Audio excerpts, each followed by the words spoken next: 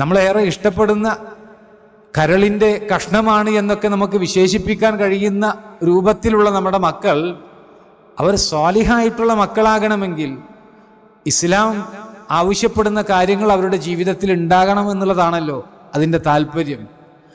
അങ്ങനെ ഇസ്ലാം അവരുടെ ജീവിതത്തിൽ ഉണ്ടായിക്കഴിഞ്ഞാൽ ഉണ്ടാകുന്ന ഗുണമെന്താണ്?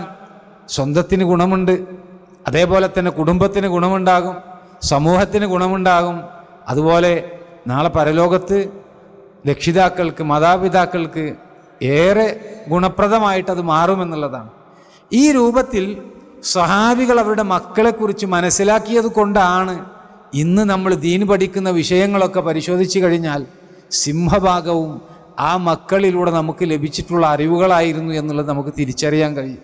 അതായത് പരിശുദ്ധ ദീനിൻ്റെ വിഷയങ്ങൾ അല്ലാഹു സുബ്ഹാനഹു വ തആല പരിശുദ്ധ ഖുർആൻ അവതരിപ്പിച്ചതിന് ശേഷം ആ പരിശുദ്ധ ഖുർആൻ അത് കൃത്യമായിട്ട് വിശദീകരിച്ചു തന്നത് റസൂലുള്ളാഹി സ്വല്ലല്ലാഹു അലൈഹി വസല്ലമയാണ്. നബി സല്ലല്ലാഹു അലൈഹി വസല്ലമയുടെ വിശദീകരണം അവിടുത്തെ ജീവിതത്തിലൂടെയാണ് നമുക്ക് ലഭിക്കുന്നത്. അവിടുത്തെ ജീവിതം അത് പകർത്തിയെടുത്ത്, അത് ഒപ്പിയെടുത്ത്, അത് രേഖീകരിക്കപ്പെട്ട് നമ്മളുടെ മുമ്പിലേക്ക് എത്തുമ്പോൾ അത് ആരാണ് നമ്മളുടെ കൈകളിലേക്ക് എത്തിച്ചു തന്നത് എന്ന് നമ്മൾ പരിശോധിച്ചു കഴിഞ്ഞാൽ ഈ ദീനിൻ്റെ എല്ലാ ഭാഗവും നമുക്ക് എത്തിച്ചു തന്നിട്ടുള്ളത് അന്നത്തെ മക്കളായിരുന്നു എന്നുള്ളതാണ് അതിനുള്ള ഉത്തരം. സഹോദരങ്ങളെ, അതൊന്നും നമ്മൾ പരിശോധിച്ച് നോക്കും. 1000 മുകളിൽ ഹദീസുകൾ റിപ്പോർട്ട് ചെയ്ത ആളുകളാണ് ഏറ്റവും കൂടുതൽ ഹദീസുകൾ റിപ്പോർട്ട് ചെയ്ത ആളുകളായിട്ട് ഹദീസ് പണ്ഡിതന്മാർ പറയാറുള്ളത്. അതായത് 1000 മുകളിൽ റസൂലുള്ളാഹി സ്വല്ലല്ലാഹു അലൈഹി വസല്ലമയുടെ ഹദീസുകൾ റിപ്പോർട്ട് ചെയ്ത ആളുകളെയാണ് ഏറ്റവും കൂടുതൽ ഹദീസുകൾ റിപ്പോർട്ട് ചെയ്ത ആളുകളായിട്ട് പരിഗണിക്കുക. ആ 7 ആളുകളെ കുറിച്ച് നമ്മളൊന്ന് പരിശോധിച്ച് നോക്കുക. ആ 7 ആളുകളിൽ ഏറ്റവും കൂടുതൽ ഹദീസുകൾ റിപ്പോർട്ട് ചെയ്തിട്ടുള്ളത് ഒന്ന് അബൂ ഹുറൈറ റളിയല്ലാഹു അൻഹു ആണ്. 5374 ഹദീസുകളാണ് അദ്ദേഹം റിപ്പോർട്ട് ചെയ്തിട്ടുള്ളത്. അത് നമ്മൾ തൽക്കാലം അബൂ ഹുറൈറ റളിയല്ലാഹു അൻഹുവിനെ മാറ്റിവെക്കുക. കാരണം അദ്ദേഹം തുഫൈൽ ഇബ്നു അംർ അദ്ദൗസി റളിയല്ലാഹു അൻഹു വഴി ഇസ്ലാം സ്വീകരിക്കുമ്പോൾ നബി സല്ലല്ലാഹു അലൈഹി വസല്ലമയുടെ അടുക്കൽ വന്ന് ഷഹാദത്ത് ചെല്ലുമ്പോൾ അദ്ദേഹത്തിൻ്റെ പ്രായം 25 വയസ്സാണ്. അപ്പോൾ 25 വയസ്സുള്ള ഒരാളെ നമ്മൾ യുവാവായിട്ടാണ് പരിഗണിക്കുന്നത്, ഒരു കുട്ടിയായിട്ട് നമ്മൾ പരിഗണിക്കൂല. അതുകൊണ്ട് അദ്ദേഹത്തെ നമ്മൾ തൽക്കാലം മാറ്റി നിർത്തുക. ബാക്കിയുള്ള മുഴുവൻ ആളുകളും കുട്ടികളായിരുന്നു എന്നുള്ളത് കാണാൻ സാധിക്കും. ഏറ്റവും കൂടുതൽ ഹദീസുകൾ റിപ്പോർട്ട് ചെയ്ത രണ്ടാമത്തെ സഹാബി ആരാണ് എന്ന് ചോദിച്ചാൽ അബ്ദുല്ലാഹി ഇബ്നു ഉമർ റളിയല്ലാഹു അൻഹു ആണ്. അബ്ദുല്ലാഹി ഇബ്നു ഉമർ റളിയല്ലാഹു അൻഹു 2630 ഹദീസുകൾ അദ്ദേഹം റിപ്പോർട്ട് ചെയ്തിട്ടുണ്ട്. അദ്ദേഹം എപ്പോഴാണ് ഇസ്ലാം സ്വീകരിക്കുന്നത്? എപ്പോഴാണ് ഹദീസുകൾ പഠിക്കാൻ തുടങ്ങിയത്? അദ്ദേഹം പ്രായപൂർത്തി എത്തുന്നതിന് മുമ്പ്, കാര്യങ്ങളൊക്കെ ഗ്രഹിക്കാൻ കഴിയുന്ന ഒരു പ്രായത്തിൽ ഇസ്ലാം സ്വീകരിച്ചിട്ടുണ്ട് എന്നാണ്. അദ്ദേഹം ഇസ്ലാം ആശ്ലേഷിച്ച സംഭവം അത് അദ്ദേഹം തന്നെ റിപ്പോർട്ട് ചെയ്യുന്നത് നമുക്ക് കാണാൻ സാധിക്കും ചരിത്രത്തിൽ. അതെങ്ങനെയാണ്? അദ്ദേഹത്തിൻ്റെ ബാപ്പ ഉമർ ബിൻ അൽ ഖത്താബ് റളിയല്ലാഹു അൻഹു ഇസ്ലാം സ്വീകരിച്ചതിന് ശേഷം ആ കാര്യം സമൂഹത്തെ അറിയിക്കാൻ വേണ്ടി പോകുന്നുണ്ട്. അത് സമൂഹത്തെ അറിയിക്കാൻ വേണ്ടി മക്കയിലുള്ള ആളുകളുടെ അടുക്കൽ പോയിട്ട് അദ്ദേഹം ചോദിക്കുന്ന ചോദ്യം എന്താണ്? ഏറ്റവും വേഗതയിൽ, ദ്രുതഗതിയിൽ ഈ മക്കയിൽ വാർത്ത പരത്തുന്ന ആൾ ആരാണ് എന്നാണ് ഉമർ റളിയല്ലാഹു അൻഹു അന്വേഷിക്കുന്നത്. കാരണം ഞാൻ ഇസ്ലാം സ്വീകരിച്ചിട്ടുണ്ട് എന്ന ആളുകളെ അറിയിക്കണം, അത് ഏറ്റവും വേഗതയിൽ ആ വാർത്ത പരക്കണം. അപ്പോൾ അത് ആരുടെ അടുക്കൽ പോയി കഴിഞ്ഞാലാണ് അങ്ങനെ വാർത്ത പ്രചരിപ്പിക്കാൻ സാധിക്കുക എന്ന് അന്വേഷിച്ചപ്പോൾ ആളുകൾ പറഞ്ഞു, ജമീൽ ഇബ്നു മഅ്മർ അൽ ജുമഹി എന്ന് പറയുന്ന വ്യക്തിയാണ് ഏറ്റവും വേഗതയിൽ വാർത്തകൾ പ്രചരിപ്പിക്കുന്ന വ്യക്തിയെന്ന്. അങ്ങനെ ആ വ്യക്തിയുടെ അടുക്കൽ ഉമർ റളിയല്ലാഹു അൻഹു പോയിട്ട് ഞാൻ ഇസ്ലാം സ്വീകരിച്ചു എന്നുള്ളത് പ്രഖ്യാപിക്കുകയാണ്. അദ്ദേഹമാണ് മക്കയിൽ മുഴുവൻ നടന്നുകൊണ്ട് പറഞ്ഞത്, ഉമർ ബിൻ അൽ ഖത്താബ് അദ്ദേഹം മുഹമ്മദിൻ്റെ മതം സ്വീകരിച്ചു, അദ്ദേഹം വഴിതെറ്റിപ്പോയിട്ടുണ്ട്, പൂർവികരുടെ മതം തള്ളിപ്പറഞ്ഞിട്ടുണ്ട് എന്ന് പറഞ്ഞുകൊണ്ട് ആ വാർത്ത ദ്രുതഗതിയിൽ മക്കയിൽ പ്രചരിപ്പിക്കുന്നത് ഈ ജമീലാണ്. ആ വിഷയം റിപ്പോർട്ട് ചെയ്യുക ഇബ്നു ഉമർ റളിയല്ലാഹു അൻഹു. എങ്ങനെയാണെന്നറിയും? ഞാൻ എൻ്റെ ബാപ്പായുടെ കയ്യും പിടിച്ചുകൊണ്ട് ജമീൽ ഇബ്നു മഅ്മർ അൽ ജുമഹിയുടെ അടുക്കൽ പോയിക്കൊണ്ട് എൻ്റെ ബാപ്പ ഇസ്ലാം പ്രഖ്യാപിക്കുന്നത് പറയുമ്പോൾ ആ ബാപ്പാൻ്റെ കൂടെ ഈ ഇബ്നു ഉമർ റളിയല്ലാഹു അൻഹു ഉണ്ടായിരുന്നു എന്നുള്ളതാണ്. നമ്മളൊന്ന് ആലോചിച്ച് നോക്കൂ സഹോദരങ്ങളെ. ഏതൊരു നന്മയായിട്ടുള്ള കാര്യങ്ങളിലേക്കും പോകുമ്പോൾ അവിടെ മക്കളെ കൂടെ കൊണ്ടുപോയിട്ട് ആ ഒരു നന്മ നിറഞ്ഞ കാര്യത്തിന് സാക്ഷ്യം വഹിക്കാൻ വേണ്ടിയിട്ട് ഒന്നാമതായിട്ട് നമ്മുടെ മക്കളുണ്ടാകണമെന്നുള്ളത് ഉമർ റളിയല്ലാഹു അൻഹു ആഗ്രഹിച്ചത് കൊണ്ടാണ് അബ്ദുല്ലാഹി ഇബ്നു ഉമർ റളിയല്ലാഹു അൻഹു അവിടുന്ന് അങ്ങോട്ട് ഉമർ റളിയല്ലാഹു അൻഹുവിൻ്റെ കൂടെ റസൂലുള്ളാഹി സ്വല്ലല്ലാഹി അലൈഹി വസല്ലമയുടെ കൂടെ ഓരോ കാര്യങ്ങളും നിരീക്ഷിച്ചുകൊണ്ട് ഈ ദീൻ പഠിക്കാനുള്ള അവസരങ്ങൾ ലഭിച്ചത് എന്ന് നമ്മൾ മനസ്സിലാക്കണം. അപ്പം അതുകൊണ്ട് ബാപ്പ മക്കളെ ഒഴിവാക്കിയിട്ടില്ല, മക്കളെ കൂടെ എല്ലാ കാര്യങ്ങളിലും കൊണ്ടുപോകാൻ വേണ്ടിയിട്ട് പരിശ്രമിച്ചു എന്നുള്ളത് അബ്ദുല്ലാഹി ഇബ്നു ഉമർ റളിയല്ലാഹു അൻഹുവിനെ സംബന്ധിച്ച് ഹദീസുകൾ പഠിക്കാനുള്ള അവസരം ലഭിച്ചു, ഹദീസുകൾ റിപ്പോർട്ട് ചെയ്യാനുള്ള അവസരം ലഭിച്ചു. അതുകൊണ്ട് അബ്ദുല്ലാഹി ഇബ്നു ഉമർ റളിയല്ലാഹു അൻഹുവിൻ്റെ പേര് ഹദീസ് ഗ്രന്ഥങ്ങളിൽ കാണാൻ ഇടയായത്. ഇത് എത്രാമത്തെ വയസ്സിലാണ്? 11ാമത്തെ വയസ്സിലാണ്. അബ്ദുല്ലാഹി ഇബ്നു ഉമർ റളിയല്ലാഹു അൻഹു അങ്ങനെ 11ാമത്തെ വയസ്സിലാണ് ബാപ്പാൻ്റെ കയ്യും പിടിച്ചിട്ട് ഇസ്ലാം പ്രഖ്യാപിക്കുന്നതിന് സാക്ഷ്യം വഹിക്കുന്നത് എന്ന് നമ്മൾ മനസ്സിലാക്കണം. ഇനി മൂന്നാമതായിട്ട് ഏറ്റവും കൂടുതൽ ഹദീസുകൾ റിപ്പോർട്ട് ചെയ്ത ആളുകളാരാ? അത് അനസ് ബിൻ മാലിക് റളിയല്ലാഹു അൻഹു ആണ്. 2286 ഹദീസുകളാണ് അദ്ദേഹം റിപ്പോർട്ട് ചെയ്തത്. അദ്ദേഹം മദീനക്കാരിയായ ഉമ്മു സുലൈം റളിയല്ലാഹു അൻഹയുടെ മകനാണ്. ഉമ്മ മകനെ ഏറ്റവും നല്ല തർബിയത്തിൽ വളർത്തിക്കൊണ്ടുവരാൻ വേണ്ടിയിട്ട് ചെയ്ത കാര്യം എന്താണ്? ഈ മകനെ 10 വയസ്സ് പ്രായമുള്ളപ്പോൾ റസൂലുള്ളാഹി സ്വല്ലല്ലാഹു അലൈഹി വസല്ലമയുടെ അടുക്കൽ കൊണ്ടുപോയിട്ട് ഏൽപ്പിക്കുകയാണ്. നബി സല്ലല്ലാഹു അലൈഹി വസല്ലമയുടെ അടുക്കൽ പോയി നബി സല്ലല്ലാഹു അലൈഹി വസല്ലമക്ക് ഖിദ്മത്ത് ചെയ്യാൻ വേണ്ടിയിട്ട് ഏൽപ്പിക്കുമ്പോൾ മകൻ്റെ പ്രായം, അനസ് ബിൻ മാലിക് റളിയല്ലാഹു അൻഹുവിൻ്റെ പ്രായം 10 വയസ്സാണ്. നമ്മൾ എത്രയോ ഹദീസുകൾ, നമ്മുടെ നമസ്കാരവുമായി ബന്ധപ്പെട്ട വിഷയങ്ങൾ, റസൂലുള്ളാഹി സ്വല്ലല്ലാഹു അലൈഹി വസല്ലമയുടെ ചര്യകൾ, ഇതൊക്കെ പഠിക്കുമ്പോൾ അനസ് ബിൻ മാലിക് റളിയല്ലാഹു അൻഹു നിവേദനം ചെയ്തതായിട്ട് നമ്മൾ കാണുകയാണ്. എങ്ങനെയാ നമുക്ക് ഹദീസുകൾ കിട്ടിയത്? ഈ ഉമ്മ ഇങ്ങനെ തീരുമാനിച്ചത് കൊണ്ടാണ്. 10ാമത്തെ വയസ്സിൽ പ്രവാചകന്റെ അടുക്കൽ ഈ അനസ് ബിൻ മാലിക് റളിയല്ലാഹു അൻഹുവിനെ ഏൽപ്പിക്കാൻ ഉമ്മാക്ക് തോന്നിയത്, എൻ്റെ മകൻ ഏറ്റവും നല്ല രൂപത്തിൽ വളരണം, പ്രവാചകനിൽ നിന്ന് ദീൻ പഠിച്ചുകൊണ്ട് അത് വളരാനുള്ള ഏറ്റവും നല്ല സാഹചര്യം ഉണ്ടാക്കിയെടുക്കണം, അതിന് പ്രവാചകന്റെ കയ്യിൽ മകനെ കൊണ്ടുപോയി ഏൽപ്പിക്കുക എന്നുള്ളതാണ് ഉമ്മ മനസ്സിലാക്കിയത്. അങ്ങനെയാണ് അനസ് ബിൻ മാലിക് റളിയല്ലാഹു അൻഹു നമ്മുടെ പുസ്തകങ്ങളിൽ പ്രത്യക്ഷപ്പെടുന്നത് എന്ന് നമ്മൾ മനസ്സിലാക്കുക. ഇനിയോ ഏറ്റവും കൂടുതൽ ഹദീസുകൾ റിപ്പോർട്ട് ചെയ്ത 4ാമത്തെ ആൾ ആരാണ് എന്ന് ചോദിച്ചാൽ ആയിഷ റളിയല്ലാഹു അൻഹയാണ്. 2210 ഹദീസുകളാണ് ആയിഷ റളിയല്ലാഹു അൻഹ റിപ്പോർട്ട് ചെയ്തിട്ടുള്ളത്. നബി സല്ലല്ലാഹു അലൈഹി വസല്ലമക്ക് ആയിഷ റളിയല്ലാഹു അൻഹ വിവാഹം കഴിച്ചു കൊടുക്കുകയാണ് അബൂബക്കർ സിദ്ദീഖ് റളിയല്ലാഹു അൻഹു. അത് 6ാമത്തെ വയസ്സിലാണ്. 9ാമത്തെ വയസ്സിലാണ് ആയിഷ റളിയല്ലാഹു അൻഹ നബി സല്ലല്ലാഹു അലൈഹി വസല്ലമയുടെ കൂടെ താമസം ആരംഭിക്കുന്നത്. സഹോദരങ്ങളെ, ഇന്ന് ആയിഷ റളിയല്ലാഹു അൻഹയുടെ പേര് കേൾക്കുമ്പോൾ ചെറുപ്രായത്തിൽ തന്നെ വിവാഹം കഴിച്ചു എന്ന് പറഞ്ഞുകൊണ്ട് നമ്മളുടെ ചിന്തകളെയൊക്കെ മലിനമാക്കി കളയുന്ന രൂപത്തിൽ ഇസ്ലാമിൻ്റെ ശത്രുക്കളായിട്ടുള്ള ആളുകൾ പടച്ചുവിട്ട വാർത്തകളാണ് ഒരുപക്ഷെ നമ്മളൊക്കെ കേൾക്കുന്നത്, അല്ലേ? എന്നാൽ ഒരു വിശ്വാസിയെ സംബന്ധിച്ച് നമ്മളുടെ ചിന്തയിലേക്ക് കടന്നു വരുന്ന വികാരം എന്തായിരിക്കും? ആയിഷ റളിയല്ലാഹു അൻഹയെ 9ാമത്തെ വയസ്സ് മുതൽ നബി സല്ലല്ലാഹു അലൈഹി വസല്ലമയുടെ കൂടെ താമസിക്കുന്ന അവസ്ഥയുണ്ടായി എന്ന് പറയുമ്പോൾ നമ്മുടെ മനസ്സിലേക്കൊക്കെ കടന്നു വരുന്ന ചിന്ത, ഏറ്റവും കൂടുതൽ അറിവ് നമുക്ക് കൈമാറിത്തരാൻ വേണ്ടിയിട്ട് നമ്മുടെ ദീനുമായി ബന്ധപ്പെട്ട വിഷയങ്ങളിൽ, അഖീദാപരമായ വിഷയങ്ങൾ, ഫിഖഹിയായിട്ടുള്ള വിഷയങ്ങൾ, ഇതിലൊക്കെ നമുക്ക് പ്രവാചകനെക്കുറിച്ചും വിശ്വാസത്തെക്കുറിച്ചുമൊക്കെ അറിയിച്ചു തന്നതിലെ സിംഹഭാഗവും നമുക്ക് കൈമാറി തന്നിട്ടുള്ളത് ആയിഷ റളിയല്ലാഹു അൻഹയാണ്. അവരുടെ വിജ്ഞാനമാണ് നമ്മൾ അവിടെ മനസ്സിലാക്കുന്നത്. അത്രമാത്രം വിജ്ഞാന കുതുകയായിട്ട് ജീവിച്ച ഒരു പണ്ഡിതയായിരുന്നു ആയിഷ റളിയല്ലാഹു അൻഹ. ആയിഷ റളിയല്ലാഹു അൻഹ പറഞ്ഞതായിട്ട് നമുക്ക് സ്വഹീഹുൽ ബുഖാരിയിൽ കാണാൻ സാധിക്കും. സൂറത്തുൽ ബഖറയും അതുപോലെ തന്നെ സൂറത്തുൽ നിസാഉം എൻ്റെ സാന്നിധ്യത്തിലല്ലാതെ അവതരിച്ചിട്ടില്ല എന്ന്. സൂറത്തുൽ ബഖറ നമുക്കറിയാം വളരെ സുദീർഘമായിട്ടുള്ളൊരു അധ്യായമാണ്. സൂറത്തുൽ നിസാ അതും വലിയ ഒരു അധ്യായമാണ്. ഒരുപാട് കർമ്മശാസ്ത്രപരമായിട്ടുള്ള വിഷയങ്ങൾ കൈകാര്യം ചെയ്യുന്ന അധ്യായം. ആ 2 അധ്യായങ്ങളെക്കുറിച്ച് അഭിമാനപൂർവം ആയിഷ റളിയല്ലാഹു അൻഹ പറയണത്, എൻ്റെ സാന്നിധ്യത്തിലല്ലാതെ ഈ 2 അധ്യായങ്ങളും ജിബ്രീൽ അലൈഹിസ്സലാം വഹയായിട്ട് പ്രവാചകൻ സല്ലല്ലാഹു അലൈഹി വസല്ലമക്ക് നൽകിയിട്ടില്ല എൻ്റെ സാന്നിധ്യത്തിൽ അല്ലാതെ എന്ന്. അത്രമാത്രം അറിവ് ഇസ്ലാമുമായി ബന്ധപ്പെട്ട വിഷയങ്ങളിൽ ആയിഷ റളിയല്ലാഹു അൻഹക്ക് ഉണ്ടായിരുന്നു എന്നുള്ളത് നമ്മൾ മനസ്സിലാക്കണം. സഹോദരങ്ങളെ, നമ്മൾ ആലോചിക്കുക, ആയിഷ റളിയല്ലാഹു അൻഹയുടെ ബാപ്പ ഭരണവിഷയങ്ങളിൽ ഖലീഫയായിരുന്ന സമയത്ത് എന്തെങ്കിലുമൊക്കെ സംശയങ്ങളുണ്ട് എങ്കിൽ സ്വന്തം മകളോട് ചോദിക്കുമായിരുന്നു എന്ന്. ആയിഷ റളിയല്ലാഹു അൻഹയോട് രാഷ്ട്രമീമാംസയുടെ വിഷയങ്ങളിൽ വല്ല സംശയങ്ങളുണ്ട് എങ്കിൽ ചോദിക്കാറുണ്ടായിരുന്നു. ഉമർ റളിയല്ലാഹു അൻഹു അതേപോലെ ചോദിക്കാറുണ്ട്. ഉസ്മാൻ ബിൻ അഫ്ഫാൻ റളിയല്ലാഹു അൻഹു ചോദിക്കാറുണ്ട്. അതുപോലെ മുആവിയ റളിയല്ലാഹു അൻഹു പറയാണ്, എനിക്ക് ഭരണവിഷയങ്ങളിൽ എന്തെങ്കിലുമൊക്കെ സംശയങ്ങൾ വന്നു കഴിഞ്ഞാൽ ആയിഷ റളിയല്ലാഹു അൻഹയ്ക്ക് ഞാൻ എഴുത്തയക്കും. അവർ നൽകിയ മറുപടിയിൽ ഞാൻ തൃപ്തനാകാറുണ്ട് എന്ന് മുആവിയ റളിയല്ലാഹു അൻഹു പറയുന്നത് നമുക്ക് ചരിത്ര ഗ്രന്ഥങ്ങളിൽ കാണാൻ സാധിക്കും. സഹോദരങ്ങളെ, നമ്മൾ ആലോചിക്കുക, അത്രമാത്രം വിജ്ഞാനം ആയിഷ റളിയല്ലാഹു അൻഹയ്ക്ക് കിട്ടാനുള്ള കാരണം എന്താ? നബി സല്ലല്ലാഹു അലൈഹി വസല്ലമയുടെ കൂടെ സഹവസിക്കാൻ കഴിഞ്ഞു എന്നുള്ളതാണ്.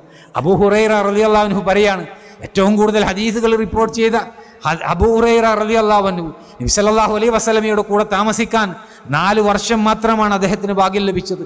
ആ അബൂ ഹുറൈറ റളിയല്ലാഹു അൻഹു പറയാണ്, ആയിഷ റളിയല്ലാഹു അൻഹയുടെ വീടിന്റെ മുമ്പിൽ വാതിൽക്കൽ അവിടെ അബൂ ഹുറൈറ റളിയല്ലാഹു അൻഹു ഇരിക്കാറുണ്ടായിരുന്നു. എന്തിന്? ആയിഷ റളിയല്ലാഹു അൻഹയുടെ അടുക്കൽ വന്നുകൊണ്ട് സംശയം ചോദിക്കും ആളുകൾ. സ്ത്രീകൾ വന്നുകൊണ്ട് ആയിഷ റളിയല്ലാഹു അൻഹയുടെ വീടിന്റെ ഉള്ളിൽ വന്നുകൊണ്ട് സംശയം ചോദിക്കുകയും ആ സംശയ നിവാരണം നടത്തുന്ന കാര്യങ്ങൾ കാതോർത്തുകൊണ്ട് കേൾക്കാൻ, ഞാൻ പഠിക്കാത്ത എന്തെങ്കിലും വിഷയങ്ങളുണ്ട് എങ്കിൽ അതൊന്ന് കേൾക്കാൻ, അതൊന്ന് പഠിക്കാൻ വേണ്ടിയിട്ട് ആയിഷ റളിയല്ലാഹു അൻഹയുടെ ശബ്ദം അത് മദീന പള്ളിയിൽ ഇരുന്നു കൊണ്ട്, ആ വീടിന്റെ മുമ്പിൽ ഇരുന്നു കൊണ്ട് അബൂ ഹുറൈറ റളിയല്ലാഹു അൻഹു കാതോർത്തുകൊണ്ട് കേൾക്കാറുണ്ടായിരുന്നു എന്ന്. സഹോദരങ്ങളെ, നമ്മൾ ആലോചിക്കുക, അത്രമാത്രം ഹദീസുകൾ റിപ്പോർട്ട് ചെയ്ത അബൂ ഹുറൈറ റളിയല്ലാഹു അൻഹു പോലും പറയാണ്, ആ വിജ്ഞാന കുതുകിയുടെ വീടിന്റെ മുമ്പിൽ അവർ ഇരിക്കാറുണ്ടായിരുന്നു എന്ന് പറയുമ്പോൾ അത്രമാത്രം വിജ്ഞാനമുണ്ടായിരുന്നു ആയിഷ റളിയല്ലാഹു അൻഹയ്ക്ക്. എങ്ങനെയാണ് ഇത് ലഭിച്ചത്? ചെറുപ്രായത്തിൽ ബാപ്പ മകളെ കല്യാണം കഴിച്ചു കൊടുത്തു. എന്തിനു വേണ്ടി കേട്ടാ? നബി സല്ലല്ലാഹു അലൈഹി വസല്ലമക്ക് കല്യാണം കഴിച്ചു കൊടുത്താൽ സുരക്ഷിതയാകുമെന്നുള്ള കാര്യം ഉറപ്പാണ്. അതുകൊണ്ട് അങ്ങനെ ആയിഷ റളിയല്ലാഹു അൻഹയ്ക്ക് പഠിക്കാനുള്ള അവസരമുണ്ടായി. ഇനി നമ്മൾ നോക്കൂ, ഏറ്റവും കൂടുതൽ ഹദീസുകൾ റിപ്പോർട്ട് ചെയ്ത 5-ാമത്തെ ആള് അബ്ദുല്ലാഹ് ഇബ്നു അബ്ബാസ് റളിയല്ലാഹു അൻഹു ആണ്. 1660 ഹദീസുകളാണ് അദ്ദേഹം റിപ്പോർട്ട് ചെയ്തത്. ഹിജറയുടെ 3 കൊല്ലം മുമ്പാണ് അദ്ദേഹം ജനിക്കുന്നത്. എങ്ങനെ? നബി സല്ലല്ലാഹു അലൈഹി വസല്ലം ഹിജറ പോകുന്നതിന് 3 വർഷം മുമ്പാണ് ഇവിടെ അബ്ദുല്ലാഹ് ഇബ്നു അബ്ബാസ് റളിയല്ലാഹു അൻഹു ജനിക്കുന്നത്. നബി സല്ലല്ലാഹു അലൈഹി വസല്ലം വഫാത്താകുമ്പോൾ അബ്ദുല്ലാഹ് ഇബ്നു അബ്ബാസ് റളിയല്ലാഹു അൻഹുവിന്റെ പ്രായം 13 വയസ്സായിരിക്കുമെന്ന് നമ്മൾ മനസ്സിലാക്കുക. ആ 13 വയസ്സുള്ള അബ്ദുല്ലാഹ് ഇബ്നു അബ്ബാസ് റളിയല്ലാഹു അൻഹുവിന്റെ അടുക്കൽ ജനങ്ങൾ ഒഴുകിയെത്തി അദ്ദേഹത്തിൽ നിന്ന് ദീൻ പഠിക്കാൻ വേണ്ടിയിട്ട്. എങ്ങനെയാണ് അദ്ദേഹത്തിന് ആ സൗഭാഗ്യം ലഭിച്ചത്? അദ്ദേഹത്തിന്റെ ബാപ്പ അത് അനുവദിച്ചത് കൊണ്ടാണ്. അദ്ദേഹത്തിന് ആ സൗകര്യം ലഭിച്ചത് തൻ്റെ പിതാവായിട്ടുള്ള അബ്ബാസ് ബിൻ അബ്ദുൽ മുത്തലിബ് റളിയല്ലാഹു അൻഹു അങ്ങനെയുള്ള ഒരു അവസ്ഥ മകന് ഉണ്ടാകണമെന്നുള്ളത് ആഗ്രഹിച്ചുകൊണ്ടാണ്. റസൂലുള്ളാഹി സ്വല്ലല്ലാഹു അലൈഹി വസല്ലമയുടെ തർബിയത്തിൽ അവിടെ അബ്ദുല്ലാഹ് ഇബ്നു അബ്ബാസ് റളിയല്ലാഹു അൻഹു വളർന്നു വന്നത് എന്ന് നമ്മൾ മനസ്സിലാക്കുക. ഇനിയോ ഏറ്റവും കൂടുതൽ ഹദീസുകൾ റിപ്പോർട്ട് ചെയ്ത 6-ാമത്തെ ആള് ജാബിർ ഇബ്നു അബ്ദുല്ലാഹ് റളിയല്ലാഹു അൻഹു ആണ്.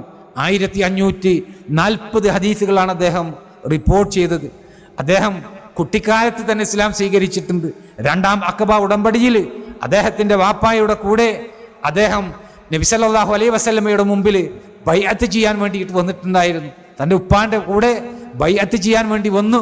നബി സല്ലല്ലാഹു അലൈഹി വസല്ലമ ഹിജറ പോകുന്ന സമയത്ത് അവിടെ ഈ ജാബിർ ഇബ്നു അബ്ദുല്ലാഹ് റളിയല്ലാഹു അൻഹുവിന്റെ പ്രായം 16 വയസ്സായിരുന്നു എന്നുള്ളത് നമ്മൾ മനസ്സിലാക്കണം.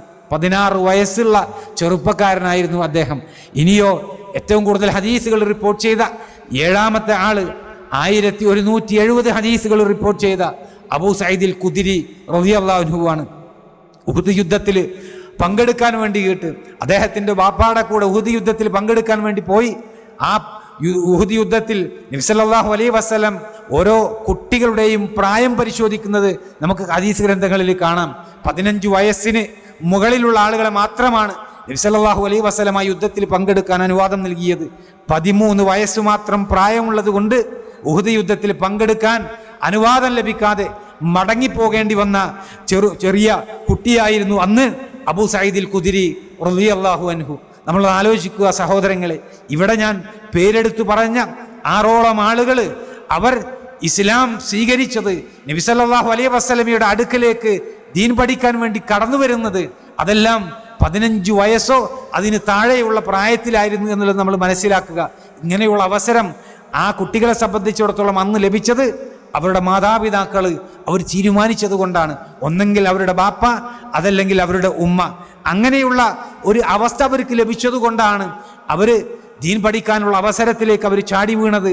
അതുപോലെ തന്നെ ധാരാളക്കണക്കിന് വിഷയങ്ങൾ നബി സല്ലല്ലാഹു അലൈഹി വസല്ലമയിൽ നിന്ന് കേട്ട് അത് പഠിച്ച് നമ്മുടെ മുമ്പിലേക്ക് അത് എത്തിച്ചു തരാനുള്ള അവസരം നമുക്ക് ലഭിച്ചത്.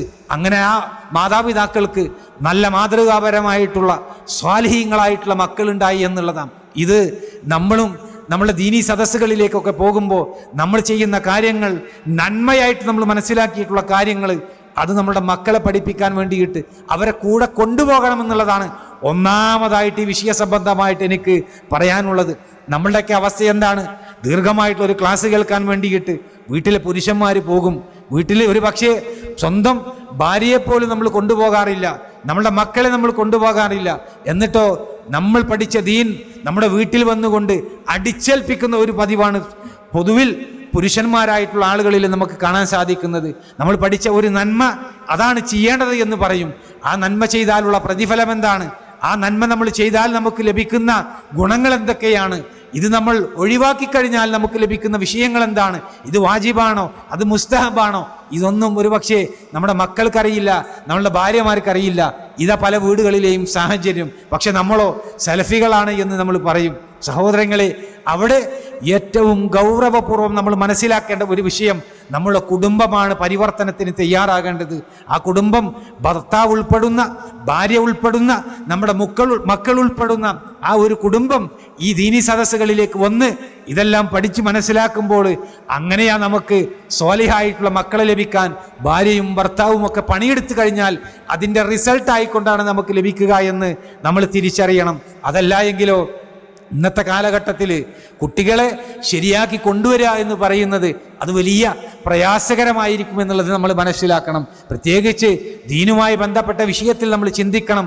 പരിശുദ്ധ ഖുർആനാണ് നമ്മൾ മക്കൾ പഠിക്കുന്നത് എങ്കിൽ സഹോദരങ്ങളെ, അല്ലാഹു സുബ്ഹാനഹു വ തആല അവർക്ക് വലിയ ഉയർച്ച നൽകും. ഏതെങ്കിലും വിഷയത്തിൽ വളരെ വിഷാദം നമ്മളെ മക്കളെ പിടികൂടിയിട്ടുണ്ട് എങ്കിൽ, ഏതെങ്കിലും രൂപത്തിലുള്ള ഒരു പ്രയാസം നമ്മളെ മക്കളെ പിടികൂടിയിട്ടുണ്ട് എങ്കിൽ അതിനുള്ള പരിഹാരമായിട്ട് നമ്മൾ നിർദ്ദേശിക്കേണ്ടത് ഖുർആൻ പഠിക്കാനുള്ള താല്പര്യം അവരുടെ ഹൃദയത്തിൻ്റെ ഉള്ളിൽ ജനിപ്പിക്കുക എന്നുള്ളതാണ്. ഇതൊരു പക്ഷെ നമ്മൾ മനസ്സിലാക്കൂല. നമ്മൾ ചെയ്യേണ്ട ഒരു നല്ല കൗൺസിലറുടെ അടുക്കലേക്ക് കൊണ്ടുപോകാനാണ് നമ്മൾ ചിന്തിക്കുക. ഏതെങ്കിലും ഒരു കൗൺസിലറുടെ അടുക്കൽ കൊണ്ടുപോയി എൻ്റെ മകൻ അഭിമുഖീകരിക്കുന്ന പ്രശ്നം, അതിനുള്ള ഒരു പരിഹാരം അത് നിർദ്ദേശിച്ചു തരണമെന്ന് പറയും. ഭൗതികമായിട്ടുള്ള ചില പരിഹാരങ്ങൾ ഒരു പക്ഷെ അവർ നിർദ്ദേശിച്ചു കൊടുക്കും. സഹോദരങ്ങളെ, അതല്ല യഥാർത്ഥത്തിലുള്ള പരിഹാരം. ഏതെങ്കിലും രൂപത്തിലുള്ള പ്രയാസങ്ങൾ നമ്മുടെ മക്കൾ അനുഭവിക്കുമ്പോൾ അതിൻ്റെ ഏറ്റവും ഉദാത്തമായിട്ടുള്ള ഒരു മാതൃകയായിട്ട് നമ്മൾ സ്വീകരിക്കേണ്ടത് ഖുർആൻ പഠിപ്പിക്കാനാണ്, ഹദീസുകൾ പഠിപ്പിക്കാനാണ്. എങ്കിൽ അത്ഭുതം കൂറുന്ന ഒരു പരിണിതി നമ്മളെ സംബന്ധിച്ചിടത്തോളം കാണാൻ സാധിക്കും. ചരിത്രത്തിൽ നമ്മളൊന്ന് നോക്കൂ. അതായത് അത്താഹ് ബിൻ അബീ റബാഹിന്റെ ചരിത്രം നമ്മൾ നോക്കുമ്പോൾ ഈ രൂപത്തിലുള്ളൊരു സംഭവം നമുക്ക് കാണാൻ സാധിക്കും. അത്താഹിന്റെ ചരിത്രം പറയുന്നിടത്ത് ഇമാം ദഹബി സിയർ അഅ്ലാമി നുബലായിൽ രേഖപ്പെടുത്തിയിട്ടുണ്ട്. അതേപോലെ തന്നെ പല ചരിത്രകാരന്മാരും ഉദ്ധരിക്കുന്നൊരു വിഷയമാണ്. ഒരു കുട്ടിയായിരിക്കുന്ന സമയത്ത് ഉമ്മയുടെ അടുക്കൽ വന്നുകൊണ്ട് സങ്കടം പറയുന്ന ഒരു വിഷയം നമുക്ക് കാണാം. ഉമ്മയാരാണ്? ഉമ്മ ബറക്ക എന്ന് പറയുന്ന ഒരു അടിമ സ്ത്രീയാണ്. മക്കക്കാരിയായിട്ടുള്ള ബറക്ക എന്ന് പറയുന്ന ഒരു അടിമ സ്ത്രീ. എന്താ മകൻ വന്ന് പറയണത്? ചെറുപ്രായത്തിൽ മകൻ കളിക്കാൻ വേണ്ടിയിട്ട് പോകുക. പക്ഷെ മകന് ചില ന്യൂനതകളുണ്ട്. എന്താ ന്യൂനത? ഒന്ന്, നിറം കറുത്തതാണ്, കറുകറുത്തിട്ടുള്ള നിറമാണ്, കാഴ്ച മങ്ങിയിട്ടുള്ള, ഉള്ളിലേക്ക് കണ്ണുപോയിട്ടുള്ള ഒരു പ്രകൃതമാണ്, മുടന്തുള്ള കാലുണ്ട്, അതേപോലെ തന്നെ കുറഞ്ഞ പൊക്കമാണുള്ളത്, ബലഹീനമായിട്ടുള്ള 2 കൈകളാണുള്ളത്, ശരീരം വളരെ ശുഷ്കിച്ച ഒരു ശരീരമാണ്, ഒരു പരന്ന മൂക്കാണ്. ഇതിലും വലിയ ഒരു വികൃതം എന്താ നമുക്ക് പറയാൻ സാധിക്കുക? അതും ഒരു ചെറിയ കുട്ടിയാണ്. ആ കുട്ടി കളിക്കാൻ വേണ്ടി പുറത്തേക്ക് പോകുമ്പോൾ മറ്റു കുട്ടികളൊക്കെ ഈ കുട്ടിയെ കണ്ടു കഴിഞ്ഞാൽ ഓടിപ്പോകും. കാരണം ഇങ്ങനെ ഒരു വൈകല്യമുള്ള, ഒരു വികൃതമായിട്ടുള്ള ഒരു രൂപമുള്ള കുട്ടിയുടെ കൂടെ കളിക്കാൻ മറ്റു കുട്ടികൾ തയ്യാറാകണില്ല. ആ സമയത്ത് ഈ കുട്ടി സങ്കടം കൊണ്ട് തൻ്റെ ഉമ്മാടെ അടുക്കലേക്ക് പോകുക. എന്നിട്ട് ഉമ്മാട് പറയാണ്, ഉമ്മ, ഞാനുമായിട്ട് കൂട്ടുകൂടാൻ, ഞാനുമായിട്ട് കളിക്കാൻ ആരും തയ്യാറാകുന്നില്ല ഉമ്മ എന്ന് പറഞ്ഞപ്പോൾ ആ ഉമ്മ എന്താ തിരിച്ചു മറുപടി പറയുന്നത്? ആ കുട്ടിയെ അങ്ങോട്ട് ചേർത്ത് പിടിക്കുകയാണ്. ആ കുട്ടിയെ ചേർത്ത് പിടിച്ചുകൊണ്ട് ആ ഉമ്മ കൊടുക്കുന്ന മറുപടി, മോനെ, നീ പോയി ഖുർആൻ പഠിക്ക്, എങ്കിൽ രാജാക്കന്മാർ നിന്റെ മുമ്പിൽ വരുന്നത് കാണാൻ സാധിക്കും, ഈ നാട്ടിലുള്ള പ്രജകളൊക്കെ നിന്റെ മുമ്പിൽ വന്ന് ക്യൂ നിൽക്കുന്നത് കാണാൻ സാധിക്കുമെന്ന് ആ ഉമ്മ പറയാണ്. അന്നേരം ആ കുട്ടിക്ക് പഠിക്കാനുള്ള ഒരു താല്പര്യമുണ്ടായി. അങ്ങനെ ഈ കുട്ടിയെ പഠിക്കാൻ വേണ്ടി വിടാൻ അവരുടെ യജമാന സ്ത്രീ തയ്യാറാവുകയാണ്. അങ്ങനെ മക്കയിൽ ദർസിൽ പങ്കെടുക്കുക. ആരാ ഉസ്താദ്? അബ്ദുല്ലാഹി ഇബ്നു അബ്ബാസ് റളിയല്ലാഹു അൻഹു ആണ് ഉസ്താദ്. അബ്ദുല്ലാഹി ഇബ്നു അബ്ബാസ് റളിയല്ലാഹു അൻഹുവിന്റെ ശിക്ഷണത്തിൽ 30 വർഷത്തോളം പരിശുദ്ധ ഖുർആൻ പഠിക്കുകയാണ് അത്താഹ് ഇബ്നു അബീ റബാഹ്. അതിനുശേഷം വലിയ പണ്ഡിതനായി. ഇന്ന് നമ്മൾ തഫ്സീറുകളൊക്കെ വായിക്കുമ്പോൾ അത്താ ഇബ്നു അബീ റബാഹിന്റെ ചരിത്രം വായിക്കാതെ, പേര് വായിക്കാതെ ഒരു തഫ്സീറും നമുക്ക് വായിക്കാൻ സാധിക്കുകയില്ല. അമാനി മൗലവി റഹ്മത്തുള്ളാഹിയുടെ തഫ്സീർ എന്നെടുത്ത് വായിച്ചു നോക്ക്. അതിങ്ങനെ പോകുമ്പോൾ ഇമാം അത്താ ഇബ്നു അബീ റബാഹ് പറഞ്ഞു എന്ന് പറഞ്ഞുകൊണ്ട് ഒരുപാട് പേജുകളിലായിട്ട് നമുക്ക് അദ്ദേഹത്തിന്റെ പേരുകൾ കാണാൻ സാധിക്കും. സഹോദരങ്ങളെ, ആ ഉമ്മ പറഞ്ഞത് ജീവിതത്തിൽ അനർത്ഥമാകുന്നത് എങ്ങനെയാണെന്നറിയോ? ഖലീഫ അബ്ദുൽ മലിക് മർവാന്റെ കാലത്ത് ഫത്വ കൊടുക്കാൻ വേണ്ടിയിട്ട് ആ രാജാവ് നിശ്ചയിച്ച അതോറിറ്റി ആയിരുന്നു അത്താ ഇബ്നു അബീ റബാഹ്. ഇന്ന് നമ്മൾ കാണുന്നത് പോലെയല്ല. ഇന്നെല്ലാ ആളുകൾക്കും ഫത്വ കൊടുക്കാം. ഇന്ന് ഒരു ചോദ്യം ഇന്റർനെറ്റിൽ അങ്ങോട്ട് ചോദിച്ചു കഴിഞ്ഞാൽ നമ്മുടെ മുമ്പിൽ ഇങ്ങനെ ഫത്വകൾ വന്ന് വീഴുന്ന അവസ്ഥയാണ്. പക്ഷെ അന്നൊക്കെ അങ്ങനെ ആരെങ്കിലും ഫത്വ കൊടുത്ത രാജാക്കന്മാർ അവരുടെ മേൽ ശിക്ഷ നടപ്പിലാക്കും. അന്ന് ഖലീഫ നിയമിക്കുന്ന ആളുകളാണ് അതിന് ഫത്വ കൊടുക്കേണ്ടത്. അങ്ങനെ ഫത്വ കൊടുക്കാൻ വേണ്ടിയിട്ട് രാജാവ് തെരഞ്ഞെടുത്ത ഒരു വലിയ പണ്ഡിതനായിട്ട് അത്താ ഇബ്നു അബീ റബാഹ് മാറുകയാണ്. അദ്ദേഹത്തിന്റെ ഉമ്മ പറഞ്ഞതുപോലെ വീടിന്റെ മുമ്പിൽ വന്ന ആളുകൾ ക്യൂ നിൽക്കുന്ന രംഗമാണ് പിന്നെ കാണുന്നത്. ജനങ്ങൾക്ക് സംശയം ദൂരീകരിച്ചു കൊടുക്കാൻ പണ്ട് ആളുകൾ കളിക്കാൻ പോലും കൂട്ടാക്കാതെ ഓടിമറഞ്ഞിരുന്ന ആ ഒരു വ്യക്തിയുടെ മുമ്പിൽ ഇൽമിന് വേണ്ടിയിട്ട് വന്നു നിൽക്കുകയാണ്. ഏതുപോലെ അബ്ദുൽ മലിക് രാജാവ് തൻ്റെ മക്കളുമായിട്ട് അവിടെ വരുന്നുണ്ട്. ആ മക്കൾ വരുന്നത് എന്തിനാ? ഇൽമെടുക്കാനാ. ഹജ്ജിന് പോകുമ്പോൾ അഹ്കാമുകളെ കുറിച്ച്, ഹജ്ജുമായി ബന്ധപ്പെട്ട വിഷയങ്ങളിലുള്ള വിധികളെ കുറിച്ച് അറിയാൻ വേണ്ടിയിട്ട് അത്താഹിന്റെ വീട്ടിൽ വന്ന് നിൽക്കുക. രാജാവ് വന്നിട്ട് അത്താഹിന്റെ വീട്ടിലാ ക്യൂ. ഒരു അടിമ സ്ത്രീയുടെ മുമ്പിൽ വന്നിട്ടാ ക്യൂ നിൽക്കുന്നത്. അന്നേരം അവരുടെ മക്കൾ വന്നുകൊണ്ട് ചോദിക്കുന്നുണ്ട്. എന്താ ചോദിക്കുന്നത്? കിഴക്കും പടിഞ്ഞാറും ഭരിക്കുന്ന രാജാവാണ് അങ്ങ്, എന്തിനാ നമ്മൾ വന്നിട്ടൊരു അടിമ സ്ത്രീയുടെ വീട്ടിൽ വന്നിട്ട് ഇങ്ങനെ വരിയായി നിൽക്കുന്നത് എന്നാ ചോദിക്കുന്നത്. അന്നേരം ആ രാജാവ് മക്കൾക്ക് പറഞ്ഞു കൊടുക്കുകയാണ്, ഒരു അടിമയുടെ മകന്റെ അടുക്കൽ വന്ന് ഇങ്ങനെ ഒരു അറിവ് അന്വേഷിക്കുന്നതിലുള്ള നിന്ദ്യത അത് ഞാൻ മറച്ചു വെക്കണില്ല. പക്ഷെ അള്ളാഹുവിൻ്റെ ദീൻ പഠിക്കുന്ന വിഷയത്തിൽ ഒരു ലജ്ജയും കാണിക്കരുത് എന്നാണ്. അത് മക്കൾക്ക് ഉപദേശിക്കുക. അത് ആരുടെ മുമ്പിലാണ് എങ്കിലും അത് പോയി അന്വേഷിച്ചറിയാൻ ഒരു ലജ്ജയും നിങ്ങൾ കാണിക്കരുത് എന്ന് പറഞ്ഞുകൊണ്ട് ആ രാജാവ് ഉപദേശിക്കുമ്പോൾ ഇവിടെ ഉമ്മ ചെറുപ്രായത്തിൽ മകനെ ഖുർആൻ പഠിപ്പിക്കാൻ വേണ്ടി പ്രേരിപ്പിച്ചപ്പോൾ പറഞ്ഞ ആ ഒരു വാക്കാണ് അന്വർത്ഥമാകുന്നത്. അതെന്താ? രാജാക്കന്മാർ വന്നുകൊണ്ട് നിന്റെ വീടിന്റെ മുമ്പിൽ ക്യൂ നിൽക്കും. ഈ നാട്ടിലുള്ള പ്രജകൾ നിന്റെ വീടിന്റെ മുമ്പിൽ വന്ന് ക്യൂ നിൽക്കും. അതുകൊണ്ട് എന്ത് ചെയ്യണം? മോനെ, നീ പോയി ഖുർആൻ പഠിക്കുക എന്നാണ്. മകനെ ഒരു കൗൺസിൽ ചെയ്യാൻ വേണ്ടിയിട്ട് പറഞ്ഞയക്കുകയല്ല ചെയ്യുന്നത്. നേരെ മറിച്ച് വിഷാദമുണ്ടാകുമ്പോൾ, മനപ്രയാസമുണ്ടാകുമ്പോൾ അവരുടെ ഹൃദയത്തെ ഖുർആനിലേക്ക് തിരിക്കാൻ വേണ്ടിയിട്ട് അവിടെ മാതാപിതാക്കൾ ശ്രമിച്ചു എന്നുള്ളതിൻ്റെ ഒരു റിസൾട്ടാണ് നമ്മൾ അവിടെ കാണുന്നത്. ഇനി നോക്കൂ സഹോദരങ്ങളെ, സുഫിയാൻ സൗരി റഹിമഹുല്ല, അദ്ദേഹത്തിന്റെ ഉമ്മു സുഫിയാൻ മകനോട് പറയണത് എന്താ? ചെറുപ്രായത്തിൽ മോനെ, നീ പോയിട്ട് അറിവ് നേട്, നീ പോയിട്ട് ഇൽമെടുക്ക്, വസ്ത്രം നെയ്തുകൊണ്ട് ഞാൻ നിന്നെ പോറ്റിത്തരാമെന്നാണ്. അവരുടെ പണി അതായിരുന്നു. അങ്ങനെ തുന്നൽക്കാരിയായിട്ടുള്ള മാതാവ് വസ്ത്രം നെയ്തുകൊണ്ട് ആ മകനെ പഠിപ്പിക്കുകയാണ്. പക്ഷേ ആ മകനോട് പറഞ്ഞൊരു വാക്കുണ്ട്, ഹദീസുകളൊക്കെ നീ എഴുതി വെച്ചുകൊണ്ട് അള്ളാഹുവിന്റെ പ്രവാചകന്റെ സുന്നത്ത് നീ പഠിക്കുക, അതിനുവേണ്ടി എന്ത് ചെലവും ഞാൻ ചെയ്യാൻ വേണ്ടിയിട്ട് തയ്യാറാണ്. അത് ചെയ്യാതെ ഉമ്മ എന്ന് പറഞ്ഞുകൊണ്ട് എൻ്റെ പുറകെ നീ വന്നു പോകരുത് എന്ന് പറഞ്ഞ് ആ മകനെ ശാസിച്ച ഒരു ഉമ്മയെയാണ് ചരിത്രത്തിൽ നമ്മൾ കാണുന്നത്. അങ്ങനെ അവർ പഠിച്ചു ചരിത്രത്തിൽ വലിയ പണ്ഡിതനായി സുഫിയാൻ സൗരി റഹിമഹുല്ല. ഇതേപോലെ സഹോദരങ്ങളെ, നമ്മുടെ മക്കൾക്കൊക്കെ പല രൂപത്തിലുള്ള കഴിവുകളുള്ളതായിട്ട് നമുക്ക് കാണാൻ സാധിക്കും.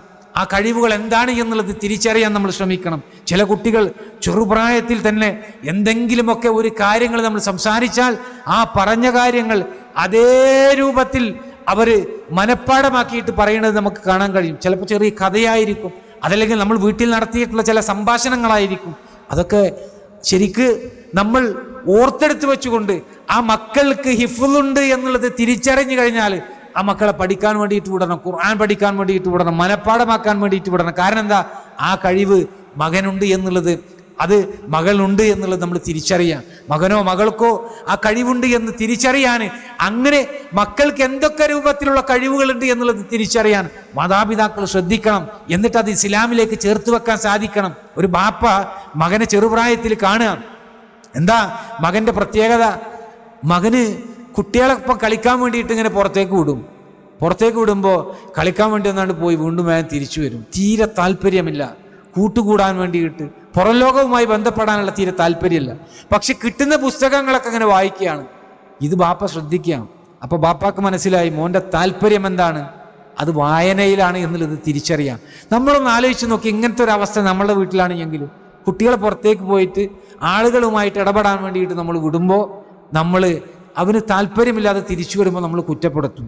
എന്നിട്ട് പറയും ഈ കുട്ടി ആരേറ്റും ബന്ധമില്ല, ആരേറ്റും സംസാരിക്കില്ല എന്ന് പറഞ്ഞുകൊണ്ട് അതൊരു കംപ്ലൈൻ്റ് ആയിട്ട് റേസ് ചെയ്യുന്ന ഒരു പ്രകൃതമാണ് സാധാരണ നമുക്കിടയിലൊക്കെ നമ്മൾ കാണുന്നത്. എന്നിട്ടോ അവന് ഏത് നോക്കിക്കഴിഞ്ഞാലും ഒരു പുസ്തകം വായന ഉണ്ട്, അതല്ലെങ്കിൽ വേറെ എന്തെങ്കിലും മൊബൈലും ഇരിക്കുമെന്നൊക്കെ പറഞ്ഞുകൊണ്ട് കളിയാക്കും. എന്താ വായിക്കണത് എന്ന് പരിശോധിക്കണം, എന്താ മൊബൈലിൽ നോക്കണത് എന്ന് പരിശോധിക്കണം. ചിലപ്പോൾ ടെക്നിക്കലായിട്ടുള്ള വല്ല കാര്യങ്ങളൊക്കെ ആയിരിക്കും നമ്മുടെ കുട്ടികൾ എപ്പോഴും നിരന്തരമായിട്ട് നോക്കുന്നുണ്ടാകുക. പല വാഹനം ഉണ്ടാക്കുന്നതിനെ കുറിച്ച്, അതല്ലെങ്കിൽ വേറെ എന്തെങ്കിലുമൊക്കെ ഒരു മാനുഫാക്ചറിങ് യൂണിറ്റിനെ കുറിച്ചൊക്കെ ആയിരിക്കും കുട്ടി അതിൽ ഭയങ്കര താല്പര്യമുണ്ട് എന്ന് കണ്ടെത്താൻ രക്ഷിതാവിന് സാധിക്കണില്ല. ഞാൻ പറഞ്ഞത്, ഒരു ബാപ്പ ഇതേപോലെ മകൻ പുറത്തേക്ക് പറഞ്ഞയച്ചു കഴിഞ്ഞാൽ വേഗം അകത്തേക്ക് വരിക, കിട്ടുന്ന പുസ്തകങ്ങളൊക്കെ വായിക്കുന്ന ഒരു ശീലം. അപ്പോൾ ബാപ്പാക്ക് മനസ്സിലായി ഇത് വായനയോട് ശീലമുള്ളതാണെന്ന്. അപ്പോൾ കൂടുതൽ എന്ത് ചെയ്തു, ഇസ്ലാമികമായിട്ടുള്ള ഗ്രന്ഥങ്ങളും മറ്റുമൊക്കെ സൗകര്യം ചെയ്തു കൊടുത്തു. അങ്ങനെ അത് വായിച്ച് കൂടുതൽ വായിച്ച് വലിയ ഒരു പണ്ഡിതനായിട്ട് മാറി. ബാപ്പ പ്രേരിപ്പിച്ച് കുട്ടിക്കതിനുള്ള എല്ലാ സാഹചര്യങ്ങളും നൽകിയതിൻ്റെ ഭാഗമായിട്ടാണ് ഇമാം നവവി റഹിമഹുല്ലാ ജന്മമെടുക്കുന്നത്. 45-ാമത്തെ വയസ്സിൽ ഇമാം നവവി മരിക്കുമ്പോൾ സ്വഹീഹുൽ മുസ്ലിമിന് പൂർണ്ണമായിട്ടുള്ള ശറഹ് അദ്ദേഹം നിർവഹിച്ചു, വിശദീകരണങ്ങൾ എഴുതി. റിയാദു സാലിഹീൻ എന്ന് പറയുന്ന ഗ്രന്ഥം, അദ്കാർ എന്ന് പറയുന്ന ഗ്രന്ഥം, സഹോദരങ്ങളെ അദ്ദേഹത്തിൻ്റെ ഗ്രന്ഥങ്ങൾ മദ്ഹബ് വ്യത്യാസമില്ലാതെ എല്ലാ പണ്ഡിതന്മാരും നോക്കുന്നൊരു അവസ്ഥയിലേക്ക് പിന്നീടെത്തി. എങ്ങനെയാണ് ഇമാം നവവി പിറവിയെടുത്തത്? അദ്ദേഹത്തിൻ്റെ ബാപ്പയാണ് അതിനുള്ള സൗകര്യങ്ങൾ നൽകിയത്. നമ്മൾ ചരിത്രം വായിച്ചാൽ അത് മനസ്സിലാക്കാൻ സാധിക്കും. അപ്പോൾ നമ്മുടെയൊക്കെ കുട്ടികൾ അവരിലുള്ള കഴിവ് കണ്ടെത്തിയിട്ട് ഇസ്ലാമിലേക്ക് അതിനെ കൊണ്ടുവരാൻ വേണ്ടിയിട്ട് നമുക്ക് സാധിക്കേണ്ടതുണ്ട്. ആ കഴിവുകൾ, ആ പ്രചോദനങ്ങൾ അത് നൽകേണ്ടത് ഒന്നാമതായിട്ട് മദ്രസയിൽ നിന്നല്ല, സ്കൂളിൽ നിന്നല്ല, കൂട്ടുകാരല്ല, നേരെ മറിച്ച് ബാപ്പയാണ്, ഉമ്മയാണ്. അങ്ങനെ ഒരു മക്കളുണ്ടായാലുള്ള ഒരു ഭാഗ്യം നമ്മളൊന്ന് ആലോചിച്ച് നോക്കി. എല്ലാം പഠിക്കാൻ തയ്യാറായിട്ട് പരിശുദ്ധ ഖുർആൻ മനഃപ്പാഠമാക്കാൻ, ഹദീസുകൾ പഠിക്കാൻ, വലിയ ഒരു പണ്ഡിതനായി മാറാനൊക്കെയുള്ള ഒരു താല്പര്യം നമ്മുടെ മക്കൾക്ക് ഉണ്ടായാലുള്ള ഒരു സൗഭാഗ്യം നമ്മളൊന്ന് ആലോചിച്ച് നോക്കി. ആ മക്കൾ ദഅവത്ത് ചെയ്യുന്നതിൻ്റെ ഒക്കെ പ്രതിഫലം ബാപ്പാക്കും ഉമ്മാക്കും കിട്ടിക്കൊണ്ടിരിക്കുന്നുള്ളതാണ്. അവർ ഖുർആൻ പഠിപ്പിച്ചാൽ അതിനുള്ള പ്രതിഫലം നമുക്ക് കിട്ടും. ഇനി അതൊക്കെ പോട്ടെ, നമ്മളെ മക്കള് ഒരു സ്വാലിഹായിട്ടുള്ള മാതാപിതാക്കളെ ഒന്ന് മിനിമം നോക്കുന്ന ഒരു അവസ്ഥയിലേക്ക് എത്തിയാനുള്ള കാര്യം നമ്മളൊന്ന് ആലോചിച്ച് നോക്കി. പണ്ട് കാലങ്ങളിലൊക്കെ നമ്മൾ ചർച്ച ചെയ്യാറുണ്ട്, മുസ്ലിങ്ങൾ പറയും ഇങ്ങനെ, വൃദ്ധസദനങ്ങൾ കൂടി വരുന്നുണ്ട് എന്ന്. ക്രിസ്ത്യാനികൾ അങ്ങനെയാണ്, ഹൈന്ദവരങ്ങനെയാണ്. മാതാപിതാക്കളുമായി ബന്ധപ്പെട്ട് അവർക്ക് ഒരു ഉത്തരവാദിത്ത ബോധമില്ല, കാരണം അവർ ഖുർആൻ വായിക്കാത്ത, മതം പഠിക്കാത്ത ആളുകളാണ് എന്ന് പറയാറുണ്ട് നമ്മളൊക്കെ. ഇന്ന് വൃദ്ധസദനം എന്നുള്ളത് വേറെ ചില പേരുകളൊക്കെ ആക്കിക്കൊണ്ട് നമ്മളുടെ മാതാപിതാക്കളെ ഒരു സ്കൂളിലേക്കൊക്കെ കൊണ്ടാക്കുന്ന രൂപത്തിലുള്ള പ്ലാനിങ്ങുകൾ നടത്തിക്കൊണ്ടിരിക്കുക ചില ആളുകൾ.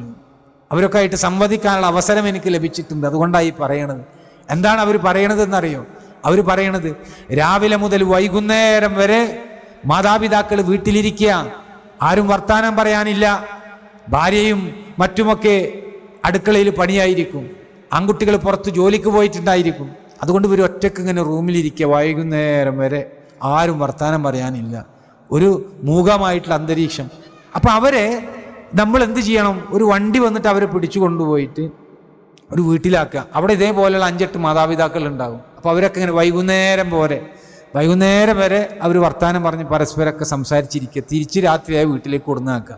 ഇങ്ങനത്തെ ഒരു സംവിധാനം അനിവാര്യമാണ് നമ്മുടെ രക്ഷിതാക്കൾ എന്ന് പറഞ്ഞുകൊണ്ട് അതുമായി ബന്ധപ്പെട്ടുകൊണ്ട് ഫണ്ട് പിരിക്കുകയും മുസ്ലിമുകളെ ഈ വിഷയങ്ങൾ പറഞ്ഞുകൊണ്ട് അതിലേക്ക് അടുപ്പിക്കാൻ ശ്രമിക്കുന്ന ആളുകളുണ്ട്. സഹോദരങ്ങളെ, ഇതൊരു നന്മയാണോ? അതല്ല, മാതാപിതാക്കളെ നമുക്ക് കിട്ടുമ്പോൾ ആ മാതാപിതാക്കൾക്ക് വേണ്ട ഗുണങ്ങൾ, അവർക്ക് വേണ്ട സേവനങ്ങളൊക്കെ ചെയ്ത് സ്വർഗത്തിൽ ഒരുപാട് പ്രതിഫലം നേടിയെടുക്കാനുള്ള അവസരം ഉണ്ടാക്കിയെടുക്കുകയാണ് നമ്മൾ ചെയ്യേണ്ടത്. നമ്മളൊക്കെ കേട്ടിട്ടില്ലേ സൗദി അറേബ്യയിൽ നടന്നൊരു കേസിനെ കുറിച്ച്, കോടതിയിൽ നടന്നൊരു കേസിനെ കുറിച്ചിട്ട് അല്ലേ? ജഡ്ജി പോലും ആകെ പ്രയാസപ്പെട്ടു വിധി പറയാനെന്ന് പറയുന്നത്. 2 സഹോദരങ്ങൾ തമ്മിൽ കേസ് കൊടുത്തേക്കുക. എന്താ കേസ്? ഉമ്മാനെ നോക്കാൻ വിട്ടുതരുന്നില്ല എന്നുള്ളത്. ഉമ്മാനെ നോക്കാൻ വിട്ടുതരുന്നില്ല എന്നുള്ളതാണ്. ആദ്യത്തെ മകൻ്റെ കൂടെയാണ് ഉമ്മ ഉള്ളത്. രണ്ടാമത്തെ മകൻ്റെ അടുക്കലേക്ക് വിട്ടുകൊടുക്കണില്ല ആദ്യത്തെ മോന്. കാരണം എന്താ, ഉമ്മാനെ നോക്കിയിട്ട് അതിൽ പ്രതിഫലം എനിക്ക് നേടണം.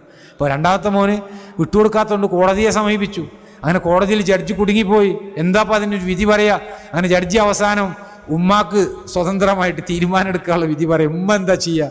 ഏത് മക്കളെടുത്തേക്കാ പോകുക? എൻ്റെ 2 കണ്ണുകളാണ് ഈ മക്കൾ എന്നാണ് പറഞ്ഞത്. അതിലൊരു കണ്ണ് എനിക്ക് വേണ്ട എന്നെങ്ങനെയാണ് ഒരു ഉമ്മാക്ക് പറയാൻ സാധിക്കുക എന്നാണ് ഉമ്മ പൊട്ടിക്കരഞ്ഞുകൊണ്ട് കോടതിയിൽ പറഞ്ഞത്. വലിയൊരു വാർത്താ പ്രാധാന്യത്തോട് കൂടിയിട്ട് വന്നതാണ്. പല പ്രഭാഷകന്മാരും ഇത് പറയാറുള്ളതാണ്, പ്രസംഗിക്കാറുള്ള ഒരു വിഷയമാണ്. നമ്മൾ ആലോചിച്ച് നോക്കുക, എന്തുകൊണ്ട് അങ്ങനെ ഒരു കേസ് കോടതിയിൽ വന്നു? മാതാപിതാക്കളെ നോക്കുന്നതിൻ്റെ പുണ്യവുമായി ബന്ധപ്പെട്ട വിഷയം അവർ പഠിച്ചു. അതുകൊണ്ട് സ്വാലിഹായിട്ടുള്ള മക്കളാണ്. ആ മക്കള് മാതാപിതാക്കളെ നോക്കിയാൽ അതിനുള്ള പ്രതിഫലം എന്തായിരിക്കുമെന്നുള്ളതിനെ കുറിച്ച് അവർ കൃത്യമായിട്ട് ബോധ്യമുള്ളത് കൊണ്ട് ആ രൂപത്തിൽ അവർ പരിശ്രമിച്ചത്. എന്ന സഹോദരങ്ങളെ, നമ്മളൊന്ന് ആലോചിച്ച് നോക്കിയേ, നമ്മുടെ നാട്ടിൽ ഏറ്റവും അധികം ഉമ്മ ആഗ്രഹിക്കുന്ന വിഷയം എന്തായിരിക്കും? ഒരു ഉമ്മ ഇന്ന് ഏറ്റവും കൂടുതൽ ആഗ്രഹിക്കുന്ന ഒരു വിഷയം എന്തായിരിക്കും ചോദിച്ചു കഴിഞ്ഞാൽ സഹോദരങ്ങളെ, അതിനുള്ള മറുപടി എന്താണെന്നറിയോ? എൻ്റെ മക്കളുടെ സാന്നിധ്യം എന്നുള്ളതാണ്. നമ്മുടെ സ്വത്തൊന്നും മാതാപിതാക്കൾക്ക് ആവശ്യമില്ല, നമ്മൾ ഉണ്ടാക്കുന്ന പൈസ അവർക്ക് ആവശ്യമില്ല. നമ്മുടെ മാതാപിതാക്കൾക്ക് ആവശ്യം മക്കൾ കുറച്ച് സമയം അടുത്തൊന്നിരിക്കുക എന്നുള്ളത്, ഉമ്മാനായിട്ടൊന്ന് സംസാരിക്കുക, ബാപ്പാനായിട്ടൊന്ന് സംസാരിക്കുക എന്നുള്ളതാണ്. ആ സംസാരിക്കാൻ വേണ്ടിയിട്ടുള്ള ഒരു സമയം നമ്മളുടെ മക്കൾക്ക് കിട്ടാത്തത് എന്തുകൊണ്ടാണ്? ദുനിയാവിൻ്റെ പുറകിൽ പോകുന്നുണ്ട്, ശരിയാണ്, ബിസിയായി പോകുന്നത് കൊണ്ടാണ്, സംശയമൊന്നുമില്ല. പക്ഷേ അതിനേക്കാളുമൊക്കെ ഒരു പ്രയോറിറ്റി ഒരു വിഷയത്തിൽ ഉണ്ട് എന്നുള്ളത് തിരിച്ചറിയണമെങ്കിൽ സഹോദരങ്ങളെ, അവരുടെ ഹൃദയത്തിൽ ദീൻ കയറണം എന്നുള്ളതാണ്. ദീൻ കയറി കഴിഞ്ഞാലാണ് എൻ്റെ മാതാപിതാക്കളോടുള്ള ഉത്തരവാദിത്യമാണ്, റബ്ബിനോടുള്ള ഉത്തരവാദിത്വം കഴിഞ്ഞാൽ ഔലവിയാത്തിൽ ഏറ്റവും മുൻഗണനയായിട്ട് നമുക്ക് പഠിപ്പിക്കപ്പെട്ടിട്ടുള്ള വിഷയം എന്നുള്ളത് നമ്മൾ തിരിച്ചറിയുമ്പോഴേ ആ രൂപത്തിൽ മാറുകയുള്ളൂ. ആ സ്നേഹത്തോടു കൂടിയുള്ള ഒരു സംസാരം നമ്മളിൽ വരാൻ സഹോദരങ്ങളെ, ഇസ്ലാം ഹൃദയത്തിലേക്ക്, മക്കളുടെ ഹൃദയത്തിലേക്ക് കയറണം എന്നുള്ളതാണ്. ഒരിക്കൽ ഇബ്നു ഉമർ റളിയല്ലാഹു അൻഹു അദ്ദേഹത്തിൻ്റെ അടുക്കലേക്ക് ഒരു യമാനിയായിട്ടുള്ള ഒരു വ്യക്തി ഉമ്മാനെ തോളിലും വെച്ചുകൊണ്ട് തവാഫ് ചെയ്യാം. എന്നിട്ട് തവാഫും ചെയ്തിട്ട് ഇബ്നു ഉമറിൻ്റെ അടുക്ക് വന്നിട്ട് ചോദിക്കുകയാണ്, ഞാൻ ചെയ്തിട്ടുള്ള ഈ ഒരു കാര്യം, എൻ്റെ ഉമ്മാക്ക് നടത്തിയ ഒരു സേവനം, അത് ഒരു പ്രായശ്ചിത്തമായിട്ട് അത് മതിയോ എന്നുള്ളതാണ്. എൻ്റെ ഉമ്മാട് ഞാൻ ഈ കാണിക്കുന്ന ഒരു സ്നേഹം, ഈ ഒരു സേവനം, അത് എൻ്റെ ഉമ്മ എന്നോട് കാണിച്ചതിനുള്ള ഒരു പ്രായശ്ചിത്തമായിട്ട് ഇത് മതിയാകുമോ എന്നുള്ളത് ചോദിച്ചപ്പോൾ, നിന്റെ ഉമ്മ നിന്നെ നൊന്ത് പ്രസവിച്ചതിൽ ഒരു നെടുവീർപ്പിന് പോലും ഇത് സമമാവുകയില്ല എന്നാണ് അവിടെ സ്വഹാബി പഠിപ്പിച്ചു കൊടുക്കുന്നത്. സഹോദരങ്ങൾ, നമ്മളൊന്ന് ആലോചിച്ച് നോക്കി, നമ്മൾ എന്ത് തന്നെ ചെലവഴിച്ചിട്ട് ഒരു കാര്യമില്ല. മാതാപിതാക്കൾ നമ്മളെ ചെറുപ്പത്തിൽ നോറ്റു വളർത്തിയിട്ടുള്ളതിൻ്റെ അതിന് നമ്മൾ തിരിച്ചു കൊടുക്കേണ്ട ഒരു കാര്യം, എന്ത് തന്നെ നമ്മൾ തിരിച്ചു കൊടുത്തു കഴിഞ്ഞാലും അത് ദുനിയാവിൽ കൊടുത്തു കഴിഞ്ഞാൽ അതിന് ഒരു പൂർത്തീകരണം ഉണ്ടാവുകയില്ല എന്നുള്ളതാണ്. അപ്പൊ അവര് ഇഷ്ടപ്പെടുന്ന ഒരു കാര്യം എന്താണ്? ആ ഇഷ്ടപ്പെടുന്ന ഒരു കാര്യം, ആ ഇഷ്ടം എന്താണ് എന്നുള്ളത് തിരിച്ചറിഞ്ഞിട്ട് അതിനനുസരിച്ച് കൊണ്ട് നിൽക്കാൻ ഒരു മകനെ സംബന്ധിച്ചിടത്തോളം സാധിക്കണം. Zainul Abideen Ali bin Hussein റഹ്മഹുല്ലാ അദ്ദേഹത്തെ കുറിച്ച് പറയാറുണ്ട്, ഉമ്മാട് ഏറ്റവും അധികം പുണ്യം പ്രവർത്തിച്ച സലഫുകളെ കുറിച്ച് പറയുമ്പോൾ സൈനുൽ ആബിദീനിന്റെ ചരിത്രം നമ്മൾ എപ്പോഴും പറയാറുണ്ട്, വായിക്കാറുണ്ട്. അതിൽ കാണാം, ഉമ്മാനായിട്ട് ഭക്ഷണം കഴിക്കാൻ അദ്ദേഹം ഇരിക്കാറില്ല. നമ്മൾ കുടുംബത്തിൽ എല്ലാവരും കൂടിയിട്ടാണല്ലോ ഇരിക്കുക, അതിൽ ബർക്കത്തുണ്ട്. അപ്പോൾ ഉമ്മാനായിട്ട് എന്തുകൊണ്ട് അദ്ദേഹം ഇരിക്കണില്ല എന്നുള്ളത് അദ്ദേഹത്തോട് ചോദിക്കുകയാണ്. കാരണം അത്രയും പുണ്യമുള്ള ഒരു കാര്യം സ്വന്തം ഉമ്മയുമായിട്ട് ഒരുമിച്ചിരുന്നു കൊണ്ട് ഭക്ഷണം കഴിക്കുമ്പോൾ ആ ഒരു കാര്യം എന്തുകൊണ്ട് അവിടുന്ന് ചെയ്യുന്നില്ല എന്നുള്ളത് ചോദിച്ചപ്പോൾ അതിന് നൽകിയ മറുപടി എന്താണെന്നറിയും, എൻ്റെ ഉമ്മ കണ്ണുവെച്ച ഒരു സാധനം ഞാനെങ്ങാനും എടുത്ത് ഭക്ഷിക്കുമോ എന്നുള്ളത് ഞാൻ ഭയപ്പെടുന്നു എന്നാണ് അതിന് മറുപടി പറഞ്ഞത്. ഒരുമിച്ചിരുന്ന് കഴിക്കുമ്പോൾ ഏതെങ്കിലും ഒരു ഭാഗത്ത് നിന്ന് കഴിക്കണമെന്നത് ആഗ്രഹിച്ചിട്ട് ആ ആഗ്രഹിച്ച ഭാഗമെങ്ങാനും ഞാനെടുത്ത് കഴിച്ചു പോകുമോ എന്നുള്ളത് ഭയന്നിട്ടാണ് ഞാൻ എൻ്റെ ഉമ്മയുടെ കൂടെ ഇരുന്നു കൊണ്ട് ഭക്ഷണം കഴിക്കാത്തത് എന്ന് സൈനുൽ ആബിദീൻ അലി ഇബ്നു ഹുസൈൻ റഹിമഹുല്ല പറഞ്ഞിട്ടുണ്ട്. എങ്കിൽ സഹോദരങ്ങളെ, എന്തുമാത്രമായിരിക്കും അവരോട് ആ ഒരു സ്നേഹം പ്രകടിപ്പിച്ചിട്ടുണ്ടാകുക. നമ്മളോടൊക്കെ പ്രാർത്ഥിക്കാൻ വേണ്ടിയിട്ട് പറഞ്ഞൊരു കാര്യം, റബ്ബിർഹമുമാ കമാ റബ്ബയാനി സഗീറ, അവർ രണ്ടാളും എന്നെ ചെറുപ്രായത്തിൽ വളർത്തിയതുപോലെ നീ അവരോട് കരുണ കാണിക്കണേ എന്ന് പ്രാർത്ഥിക്കുമ്പോൾ ഹൃദയം തട്ടിക്കൊണ്ട് പ്രാർത്ഥിക്കാൻ സഹോദരങ്ങൾ ആർക്കാ സാധിക്കുക? അത് സ്വാലിഹായിട്ടുള്ളൊരു മക്കളുണ്ട് എങ്കിൽ മാത്രമേ അതിന് സാധിക്കുള്ളൂ. അത് വേണോ അവർക്ക് കൃത്യമായിട്ട് ദീന് പഠിപ്പിച്ചു കൊടുക്കണം എന്നുള്ളതാണ്. ഇപ്പൊ നോക്കിയേ, ഇസ്ലാമിനെ കുറിച്ച് അബൂ ഹുറൈറ റളിയല്ലാഹു അൻഹു മനസ്സിലാക്കിയപ്പോൾ ഇസ്ലാം സ്വീകരിച്ചിട്ടില്ല. അദ്ദേഹത്തിന്റെ നെഞ്ചു കിടന്ന് പിടക്കുകയാണ്. നബി സല്ലല്ലാഹു അലൈഹി വസല്ലമയുടെ അടുക്കൽ പോയിട്ട് അവസാനം അദ്ദേഹത്തിന് പറയേണ്ടി വന്നു, എന്തു പറഞ്ഞാലും ഇസ്ലാം സ്വീകരിക്കണമില്ല, പ്രവാചകനെ തെറി പറയുന്ന ഒരവസ്ഥയാണ് ഉമ്മാക്കുണ്ടായിരുന്നത്. അവസാനം നബി സല്ലല്ലാഹു അലൈഹി വസല്ലമയുടെ അടുക്കൽ പോയിട്ട് പറഞ്ഞ് നബി സല്ലല്ലാഹു അലൈഹി വസല്ലം ആ ഉമ്മാക്ക് വേണ്ടി പ്രാർത്ഥിച്ചു, ഹിദായത്ത് ലഭിച്ചു. പിന്നീടുള്ള ആ ഒരു സ്നേഹപ്രകടനം നമ്മളൊന്ന് ആലോചിച്ച് നോക്കിയേ, നമുക്ക് ഗ്രന്ഥങ്ങളിൽ കാണാൻ സാധിക്കും. അബൂ ഹുറൈറ റളിയല്ലാഹു അൻഹു വീട്ടിലേക്ക് പോകുമ്പോൾ ഉമ്മാടെ വാതിലിനരികെ ചെന്നിട്ട് സലാം പറയും. എങ്ങനെയാ സലാം പറയണത്? അസ്സലാമു അലൈക യാ ഉമ്മത്താഹു വറഹ്മത്തുള്ളാഹി വബറകാതുഹു. ഉമ്മ, നിങ്ങൾക്ക് അള്ളാഹുവിന്റെ സലാം ഉണ്ടാകട്ടെ, അവന്റെ റഹ്മത്തും ബറക്കത്തും ഉണ്ടാകട്ടെ. ആ ഒരു വിളിയിലത്തെ തന്നെ ഒരു സ്നേഹം നമ്മൾ നോക്കിയേ. ഉമ്മ എന്ന് പറഞ്ഞുകൊണ്ടുള്ള ആ ഒരു വിളി തന്നെ, ആ സ്നേഹത്തിന്റെ വാക്ക് നമ്മളൊന്ന് ആലോചിച്ച് നോക്കിയേ. അന്നേരം ഉമ്മ മറുപടി പറയുമെന്ന വഅലൈക്കസ്സലാമു യാ ബുനയ്യ വറഹ്മത്തുള്ളാഹി വബറകാതുഹു. മോനെ, നിനക്കും അള്ളാഹുവിന്റെ സലാം ഉണ്ടാകട്ടെ, അവന്റെ റഹ്മത്തും ബറക്കത്തും ഉണ്ടാകട്ടെ എന്ന് സ്നേഹത്തോടു കൂടിയിട്ട് ആ ഉമ്മ തിരിച്ചു പറയുമെന്ന്. അന്നേരം വീണ്ടും അബൂ ഹുറൈറ റളിയല്ലാഹു അൻഹു അവിടെ പറയും, റഹിമക്കല്ലാഹു കമാ റബ്ബൈതനി സഗീറാ. നിങ്ങൾ എന്നോട് ചെറുപ്പത്തിൽ കരുണ ചെയ്തതുപോലെ അള്ളാഹു നിങ്ങൾക്ക് കരുണ ചെയ്യട്ടെ. വറഹിമക്കല്ലാഹു കമാ ബറർതനി കബീറാ. നീ വലുതായപ്പോൾ എന്നോട് നന്മ ചെയ്തതുപോലെ അള്ളാഹു നിന്നോടും കരുണ ചെയ്യട്ടെ എന്ന് ആ ഉമ്മ തിരിച്ചു പറയുമെന്ന്. നിങ്ങൾ ആ സ്നേഹപ്രകടനം നോക്കിയേ, ആ സലാം പറയുന്നതിൻ്റെയും അവർക്ക് വേണ്ടി പരസ്പരം പ്രാർത്ഥിക്കുന്നതിൻ്റെയും ഇതൊക്കെ കേവലമായിട്ട് ഇന്ന് നമ്മൾ കണ്ടു കഴിഞ്ഞാൽ ആളുകളോട് സലാം പറയുമ്പോൾ തന്നെ ആ സലാം എന്താണ് പറയണതെന്ന് പോലും ആളുകൾക്ക് അറിയില്ല. സലാം അലൈക്കും എന്ന് പറഞ്ഞുകൊണ്ട് ഒരു ചൂടാകുന്ന ഒരു പ്രകൃതമാണ് അല്ലേ? ഇത് നോക്കിയേ, അവിടെ ഒരു സ്നേഹത്തിൻ്റെതായിട്ടൊരു വാക്ക്, ഉമ്മാടും ഉപ്പാടും ഒക്കെ സ്നേഹത്തോടു കൂടി സലാം പറയുക, വീട്ടിൻ്റെ ഉള്ളിൽ സംസാരിക്കുക, ഒരു അനുകമ്പ നമ്മൾ കാണിക്കുക, കരുണ കാണിക്കുക. ഇതൊക്കെ യഥാർത്ഥത്തിൽ നല്ല ദീനീബോധമുള്ള ആളുകളിൽ നിന്നുണ്ടാകുള്ളൂ, പരലോകബോധമുള്ള ആളുകളിൽ നിന്നുണ്ടാകുള്ളൂ. അതുകൊണ്ടാണ് സ്വാലിഹായിട്ടുള്ള ഒരു മക്കൾ നമുക്ക് ഉണ്ടാകുക എന്ന് പറയുമ്പോൾ നമ്മുടെ കേവലമായിട്ടുള്ള ഒരു പ്രാർത്ഥന മാത്രം പോരാ. നമ്മളുടെ പ്രാർത്ഥനക്കൊപ്പം അതിനനുസൃതമായിട്ടുള്ള ഒരു ശ്രദ്ധ, നമ്മുടെ ഭാഗത്തുനിന്നൊരു പ്രവർത്തനം, നമ്മുടെ മക്കൾ അങ്ങനെ ആകാൻ വേണ്ടിയിട്ട് നമ്മുടെ ഭാഗത്തുനിന്നൊരു പ്രയത്നം കൂടി ഉണ്ടായിക്കഴിഞ്ഞാലാണ് സ്വാലിഹായിട്ടുള്ള ഒരു മക്കൾ നമുക്ക് ഉണ്ടാകുള്ളൂ. എങ്കിലാണ് ദീൻ പറഞ്ഞതുപോലെ കൺകുളിർമയുള്ള കാഴ്ചകൾ. ഇവിടെ നമ്മൾ ചരിത്രങ്ങളിലൊക്കെ വായിക്കുന്നത് പോലെ ധാരാളക്കണക്കിന് ചരിത്രങ്ങൾ ഇത് സംബന്ധമായിട്ട് ബിർറുൽ വാലിദൈൻ എന്ന് പറയുന്ന ഗ്രന്ഥം തന്നെയുണ്ട് തർത്തൂഷിയുടെ റഹ്മഹുല്ല. അദ്ദേഹത്തിൻ്റെ ആ ഗ്രന്ഥത്തിലൊക്കെ ഒരുപാട് ചരിത്രങ്ങൾ ഇത് സംബന്ധമായിട്ടുള്ളത് നമുക്ക് വായിക്കാൻ സാധിക്കും. അതൊക്കെ സഹോദരങ്ങൾ അത്ഭുതം കൂറുന്നതാണ്. ഇന്നത്തെ കാലഘട്ടത്തിലൊക്കെ നമ്മളത് പറയുമ്പോൾ ഉമ്മ വീട്ടിൽ താഴെയുണ്ട് എങ്കിൽ വീടിൻ്റെ മുകളിൽ നടക്കാൻ മടി കാണിക്കുന്ന മക്കൾ എന്നാലോചിച്ച് നോക്കിയേ. വീടിൻ്റെ മുകളിൽ സ്റ്റെപ്പ് കയറിയിട്ട് കയറാൻ പേടി. കാരണം എന്താ? എൻ്റെ ഉമ്മ ഇരിക്കുന്ന വീടാണ്.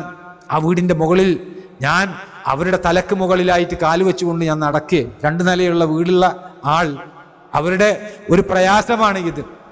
അങ്ങനെയൊക്കെയുള്ള ആളുകൾ മുമ്പ് കാലങ്ങളിൽ കഴിഞ്ഞു പോയിട്ട് ഇന്ന് നമുക്ക് അത് പറയാൻ പോലും നമുക്ക് സാധിക്കില്ല. അത്രയും അന്തരമുണ്ട് സലഫുകളും നമ്മളും തമ്മിൽ. ഉമ്മയുമായി ബന്ധപ്പെട്ട്, മാതാപിതാക്കളുമായി ബന്ധപ്പെട്ടുകൊണ്ട് അവർ കാണിച്ച സ്നേഹപ്രകടനങ്ങളും ആദരവും എന്തിനാ? അള്ളാഹുവിൽ നിന്നുള്ള കുർബത്ത് നേടിയെടുക്കാനാണ്, അള്ളാഹുവിൻ്റെ സാമീപ്യം നേടിയെടുക്കാനാണ് അവരിങ്ങനെ ചെയ്തത്. അപ്പം അതൊക്കെ ചരിത്ര ഗ്രന്ഥങ്ങളിൽ ഒതുങ്ങി നിൽക്കേണ്ട ഒന്നല്ല. ഇതൊക്കെ നമ്മളുടെ ജീവിതത്തിൽ ഉണ്ടാകേണ്ടതാണ്. എൻ്റെയും നിങ്ങളുടെയും ഒക്കെ ജീവിതത്തിൽ ഇത് ഉണ്ടാകണം എങ്കിൽ സഹോദരങ്ങളെ, നല്ല ഒരു മക്കളായിട്ട് നമ്മൾ മാതൃകയായിട്ട് ആദ്യം കാണിച്ചു കൊടുക്കണം. നമ്മൾ നമ്മുടെ മാതാപിതാക്കളോട് അങ്ങനെ പെരുമാറണം. അതുപോലെ തന്നെ അത് കണ്ട് നമ്മുടെ മക്കൾ പഠിക്കുകയും വേണം. ദീനീബോധം നമ്മുടെ മക്കൾക്ക് ഈ വിഷയത്തിൽ ഉണ്ടാകുകയും വേണം. അപ്പോൾ അങ്ങനെയുള്ള അവസ്ഥകൾ ഉണ്ടാക്കാൻ, ഞാൻ തുടക്കത്തിൽ പറഞ്ഞതുപോലെ 6ഓളം സ്വഹാബികളുടെ പേര് ഇവിടെ പറഞ്ഞു. അതുപോലെ തന്നെ വേറെയും ധാരാളക്കണക്കിന് സ്വഹാബികളുണ്ട്.